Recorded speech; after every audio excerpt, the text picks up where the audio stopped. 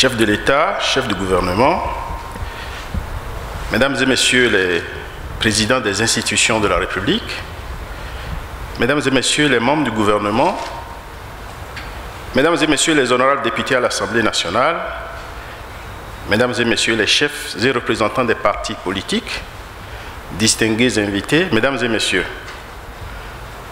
je voudrais avant tout exprimer mes sincères remerciements au président de la République pour la haute confiance qu'il a bien voulu placer en moi en me demandant de modérer le dialogue politique qui va démarrer et qui conduira chacun et chacune des participants à y mettre du sien pour la préservation de ce qui est essentiel pour nous tous, l'intérêt supérieur de notre pays et sa construction harmonieuse.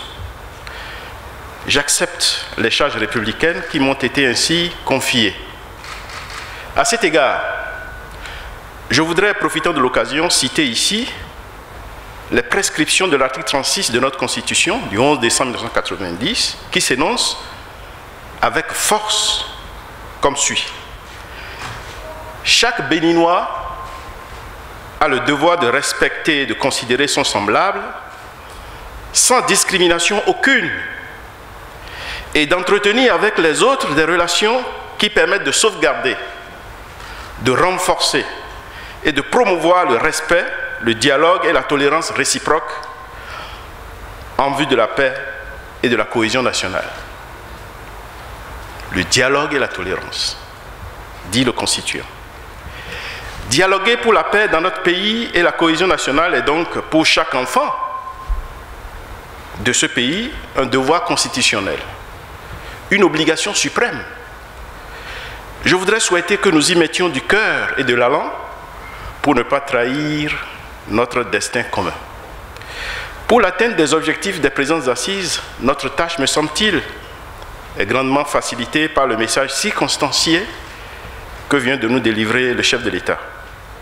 Il nous appartient d'en extraire la quintessence, d'en suivre les orientations et les indications pour parcourir avec succès le chemin commandé par les exigences de la paix et de la stabilité dans notre pays. Les Béninoises et Béninoises ont toujours su écrire des pages glorieuses de leur histoire. Face à des périls menaçants et imminents, ils ont pu, contrairement à d'autres nations, trouver les moyens d'un sursaut salutaire. Nous, les héritiers de ces braves aînés qui ont fait la fierté de notre pays sur le continent africain et au-delà, devrions pouvoir mériter cet héritage en resserrant nos rangs. Comme nous l'enseignait Amadou Kourouma dans Les Soleils des Indépendances, la plus belle harmonie, ce n'est ni l'accord des tambours, ni l'accord des xylophones, ni l'accord des trompettes, c'est l'accord des hommes. Mettons-nous donc résolument à l'œuvre pour arriver à cet accord des hommes.